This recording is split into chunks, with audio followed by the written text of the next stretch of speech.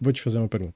Qual que vai Olha ser que legal, que diferente. Qual que vai ser a diferença, Léo, de um paciente que vai apresentar... Como é que a gente vai saber, tá? Se o paciente ele está deprimido ou tem alguma outra comorbidade junto com a depressão, por exemplo, uma depressão mista com ansiedade, Uhum. e o paciente ele tem um transtorno de personalidade e, por consequência, as características mais deprimidas fazem parte desse diagnóstico. Como é que a gente vai saber essa diferença de uma coisa com a outra? Tu vai ter que avaliar também primeiro quando que essa sintomatologia ela começou a aparecer e quando que isso realmente trouxe as problemáticas para a vida do paciente. Porque quando a gente está pensando realmente num transtorno de personalidade, a gente pensa nesse padrão duradouro que já vem sendo Exatamente. construído há muito tempo. Exatamente. Ou quando a gente está falando de um transtorno de Eixo 1, antigo Eixo 1, que não existe mais, ou um transtorno de humor, o paciente teve um momento onde não existia esse transtorno e a partir de um determinado conjuntura de sintomatologias, de vida e tudo mais, apresentou essa problemática. Então, existe um antes e um depois também muito mais claro e estabelecido do que um transtorno de personalidade. Sim. Então, a gente tem que avaliar a questão também do período que isso se estabeleceu e Perfeito. como isso foi estabelecido. Perfeito. Exatamente. Se a gente fala, por exemplo, de uma alteração no humor, né? A gente está falando de um estado, de um momento, de um o próprio recorte. nome diz, né? É uma alteração no humor. Então tu tem, vamos imaginar um gráfico. Tu é aqui, tu teve uma alteração, tu foi para baixo, ou tu foi para cima. Exatamente. Então o teu basal é isso. Então tem uma alteração do teu basal, enquanto num transtorno de personalidade o basal... O basal é diferente. Exato. Né? Então, exatamente essa distinção.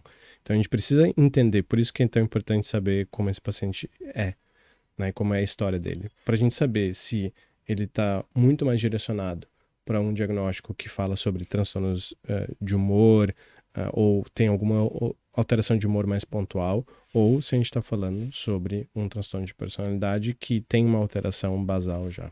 E daí eu já entro até num outro ponto. E como é que a gente faz o tratamento? Quais são as diferenças no tratamento para um transtorno de personalidade, para um transtorno de humor, de ansiedade e assim por diante? Para um transtorno de humor, de ansiedade, a gente tem protocolos muito bem definidos, assim, muito claros de para onde ir e o que fazer.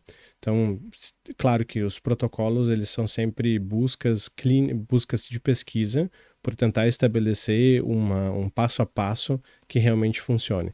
Muitas vezes, dentro do consultório, não vai funcionar dessa maneira, porque a gente tem uma série de intersecções que acabam acontecendo e que a gente precisa também dar atenção a. Fora que o contexto social muitas vezes é diferente das pesquisas também, assim por diante. Sim, porque muitas vezes também a gente pega uma pesquisa que é feita na Holanda, Europa, nos Estados Unidos, e a gente vai tá botar no Brasil e tem uma adaptação cultural que não conversa necessariamente. Exatamente. Então a gente precisa ter esses cuidados. Mas, de uma forma geral, a gente tem passos muito significativos. A gente tem por exemplo, uma depressão muito grave, né? Um dos padrões ouros para depressão muito grave é a ativação comportamental, em primeiro lugar, e depois vem a terapia cognitivo-comportamental de Beck, para transtorno de personalidade, como sendo também um dos fatores fundamentais para o tratamento desses pacientes. De ansiedade, a gente tem vários protocolos em termos de tratamento também, principalmente pensando em TCC clássica, que vão ajudar o paciente a reduzir sua sintomatologia. E aqui a busca é muito pela compreensão dos sintomas, o entendimento de pensamentos, emoções e comportamentos e a busca por reestruturar esses padrões e a partir daí começar a conseguir estabelecer rotas mais saudáveis para isso. Né? Então é um tratamento, digamos, eu acho que muito mais protocolar.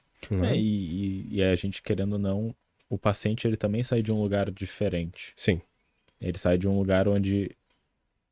Vamos pegar o transtorno obsessivo compulsivo. O paciente pode até ter uma característica de personalidade mais ansiosa. Talvez o limiar de ansiedade dele é menor do que de outras pessoas. Ou ele fica mais... a excitabilidade com ansiedade é maior. Ok, esse pode ser um fator.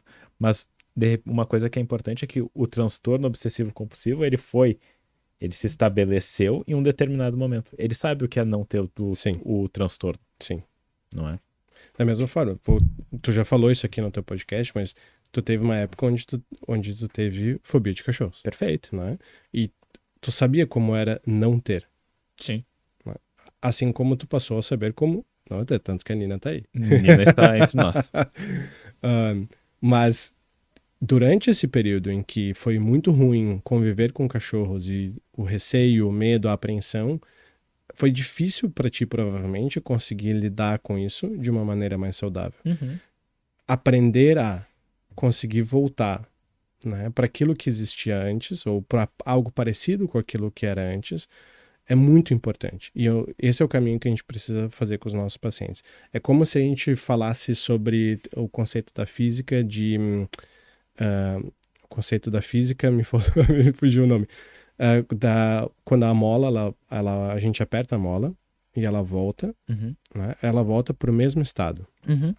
Tem um nome específico para isso, me fugiu agora, mas é o único conceito que a psicologia utiliza da física. E, eu acho que tem outros que eles usam, mas tudo bem. Mas é um dos únicos. E aí, essa volta, né, ao mesmo estado. E a partir daí, a gente quer também fazer com que os pacientes eles voltem para um estado muito parecido com o que eles estavam antes desses momentos. Então, antes de uma depressão, antes de um quadro ansioso, antes de um transtorno obsessivo compulsivo, antes de uma fobia ou coisas nesse sentido. Quando a gente fala de transtorno de personalidade, a gente tem muita resistência, muitas vezes, de tratamento. Falta de motivação. Falta de motivação, resistência, a falta de compreensão também sobre o diagnóstico, a falta de compreensão familiar sobre esse diagnóstico. Então, é um trabalho que precisa ser feito de forma bastante minuciosa. Esse também precisa ser feito muito minuciosamente, muitas vezes a família precisa ser envolvida, mas aqui a gente tá indo contra um padrão que muitas vezes se estabeleceu ao longo de uma vida inteira. Né? E por isso que é tão fundamental a gente lançar à luz a maior parte de ferramentas e habilidades que a gente puder utilizar. Então, de novo, quando a gente fala de um transtorno de personalidade borderline, né, um dos grandes fatores é a questão da regulação do humor, é a compreensão sobre o seu funcionamento, é pensar em alternativas que realmente fazem mais sentido, sejam mais saudáveis. Se a gente usa, além da DBT, um pouco da terapia do esquema, com a compreensão dos modos e dos esquemas. E de poder ter uma validação. De poder ter uma validação, às vezes uma confrontação empática, uma reparentalização limitada, além também de técnicas mais vivenciais e comportamentais, além das cognitivas todas, para que esse paciente consiga entender, né, que existem formas de que aquela criança que foi ferida em algum momento possa ter uma outra saída. Né? Então aqui a gente falou um pouco de mistura assim, de duas abordagens. Um modelo terapêutico mais misto. Mais misto, exatamente.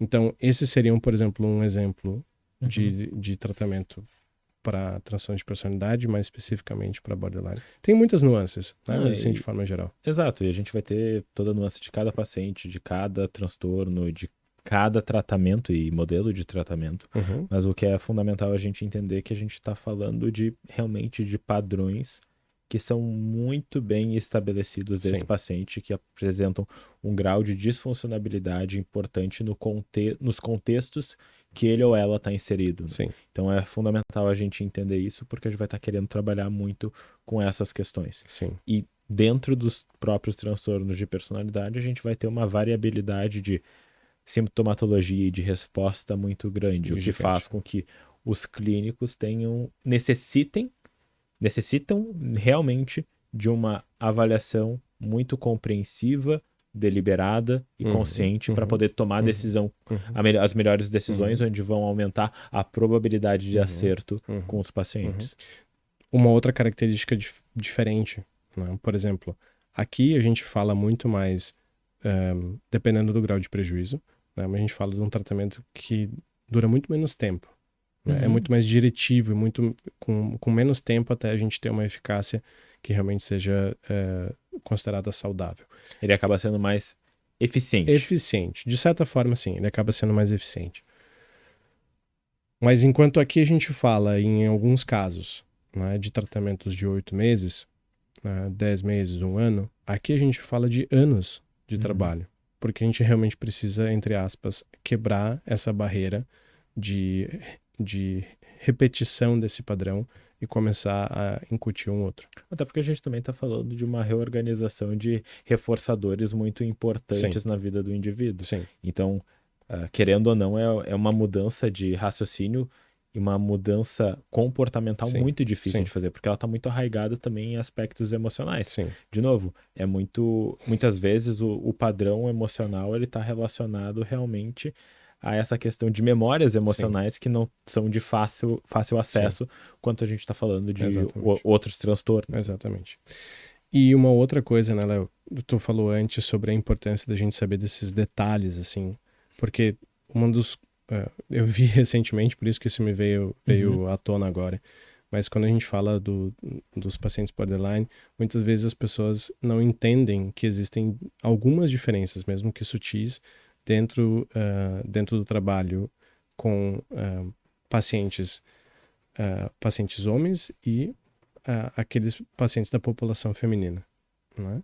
Então, claro que hoje se atribui muito mais, né, o TPB a pacientes do sexo feminino, mas isso muito provavelmente é por conta da busca por ajuda e da vulnerabilização delas. Enquanto os pacientes homens do sexo masculino são muito mais fechados para isso. Agora, pacientes do sexo masculino são muito mais impulsivos e muitas vezes muito mais agressivos, de certa forma, enquanto pacientes do sexo feminino também têm a impulsividade como uma das características, mas não tem tanto quanto os homens a questão da agressividade. Aparece agressividade? Aparece. Mas são formas e características completamente distintas. Então, saber dessas nuances também é bem importante. E da gente poder entender que é que nem quando a gente está falando de depressão. Depressão infanto-juvenil aparece de uma forma muito diferente, na maior parte dos casos, do que uma depressão adulta. E a gente ter essa clareza é fundamental e faz com que o processo fique mais claro. E tu consegue entender quais vão ser as melhores técnicas e intervenções que tu vai poder fazer para realmente ter essa melhora. Então eu acho que isso é fundamental, e daí da mesma forma como se não existissem mulheres que têm transtorno de personalidade narcisista, porque grande parte da literatura foca em pacientes homens. Mas de novo, a gente sabe que não é o caso, da mesma forma que não é o caso para TPB ou qualquer outro tipo de transtorno, né, que acomete qualquer tipo de gênero, qualquer tipo de orientação sexual, etnia e tudo mais. Sim.